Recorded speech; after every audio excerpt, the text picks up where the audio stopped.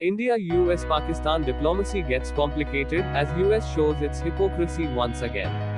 The concerns are rising in New Delhi as Washington is hyphenating its relationships with Pakistan. New Delhi has previously reacted negatively to US military sales to Pakistan. The future of the US-India relationship is rather uncertain because of some discouraging developments related to US-Pakistan growing relations. But a couple of recent developments have thrown up serious questions about US intentions. United States actions are increasing troubles between India-US relationship, perhaps due to the unstable foreign policy of the Joe Biden regime in the US. India has been reassessing its worldview, including its relations with the US.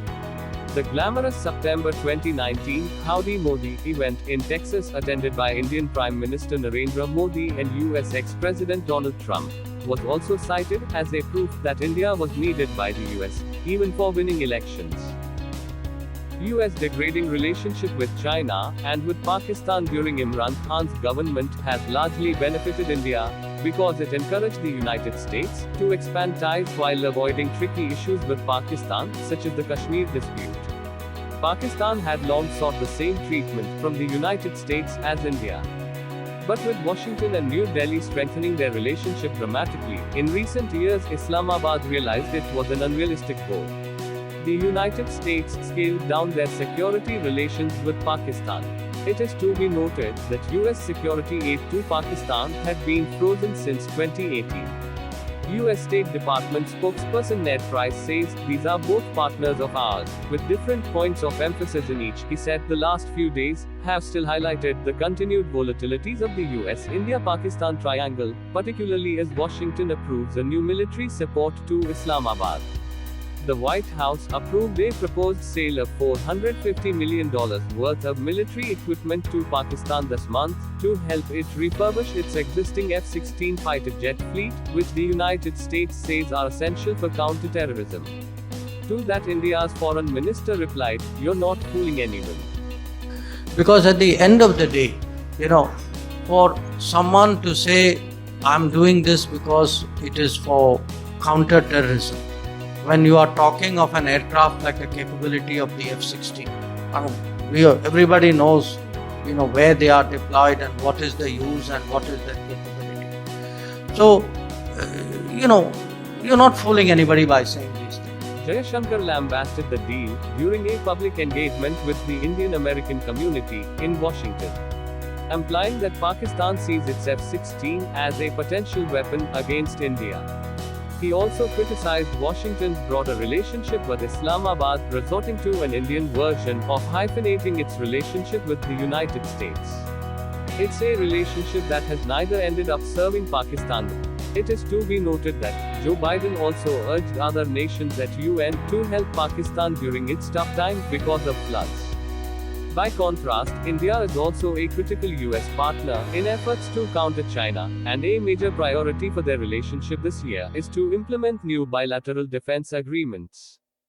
The best explanation for Jaishankar's reaction may be the simplest: continued US security cooperation with Pakistan also doesn't serve their own interest. Very honestly, it's a relationship that has neither ended up serving Pakistan well, nor serving American interests well. So it is really for the United States today to reflect whether this, what are the merits of this relationship, what do they get by keeping it continuing. Also, it's a hypocrisy on United States side as US wants to force India to cut its ties with Russia. India also pulled out of US-led Indo-Pacific group, which served as a reminder that when navigating relations with Pakistan, Washington must implement its foreign policy more carefully. US wants to put India's independent foreign policy to test. The US is showing that it can use the stick to demand compliance on Ukraine and other issues. This is what explains the US sale of F-16 to Pakistan and the sanctions against a Mumbai firm. The US also wants India to increase the purchase of American arms. The US resents India's independent foreign policy stance. The US demands compliance from India by selling F-16 to Pakistan and imposing sanctions against a Mumbai firm. It is absurd of US to think it can win away Pakistan from China. US action against India is strengthening China's position in Asia.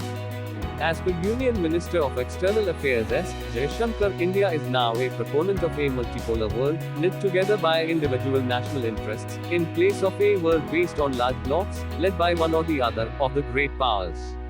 As in the non-alignment era, 1950 to 1980, India is now seeking independence designated as strategic autonomy. It seeks to establish relations, based on its national interest, on a case-by-case basis. It is buying arms from Russia as well as the US.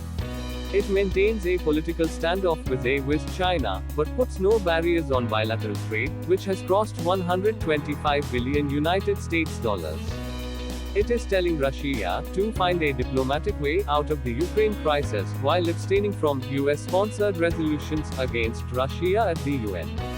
When asked about Russia's alignment with India's rival, China, S. Jaishankar said, "We draw our conclusions and make our assessments.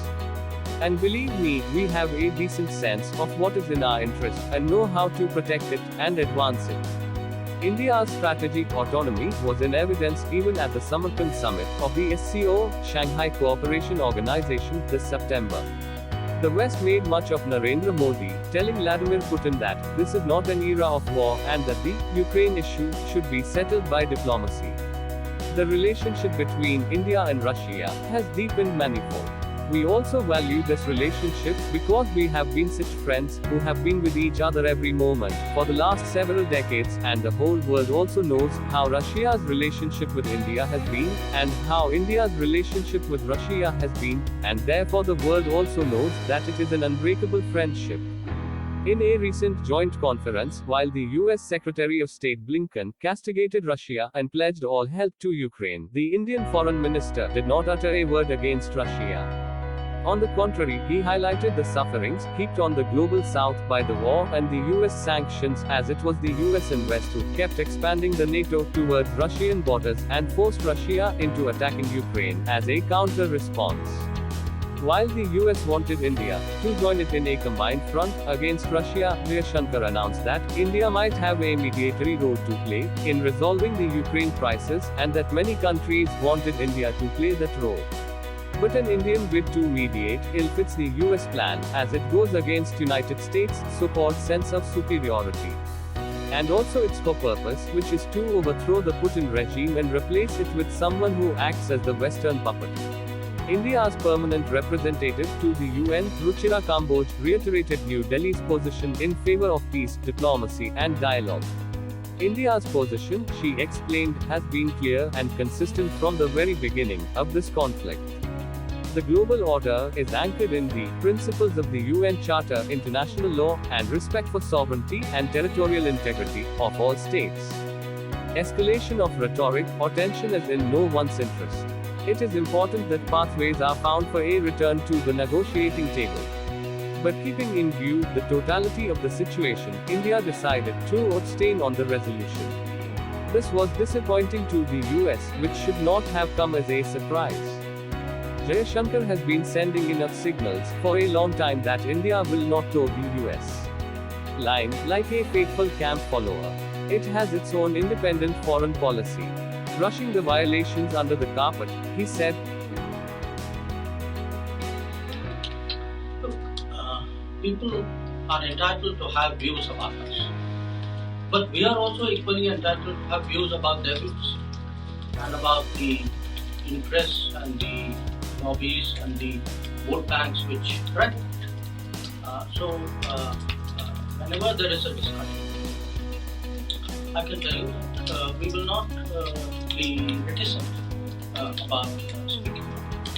I would also, just so that I round off that point, tell you that we also have views on other people's human rights situation, including that of the United States.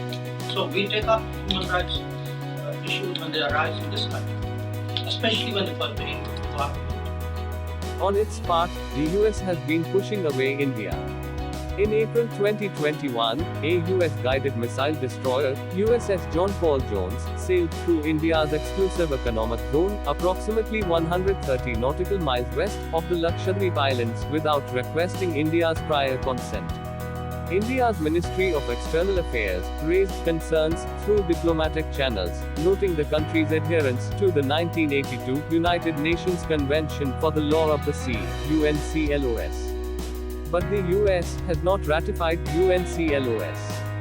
More recently, an Indian company was sanctioned by the US for trading in Iranian petroleum products, with China continuously violating US sanctions against Iran. On September 29, the US Treasury listed the sanctioned companies, which included the Mumbai-based Indian firm Tibalaji Petrochem Private Limited. The US Treasury said that Tibalaji has purchased millions of dollars worth of trillions brokered petrochemical products, including methanol and base oil, for onward shipment to China. The Iranian company Trillions had been sanctioned by the US earlier.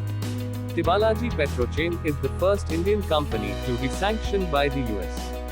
Earlier in September, the US agreed to give Pakistan spare parts and services worth $460 million for its F-16 fighters, which will be used only against India.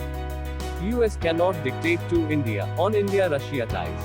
The relationship they have with Russia stands on its own. India is practicing strategic autonomy.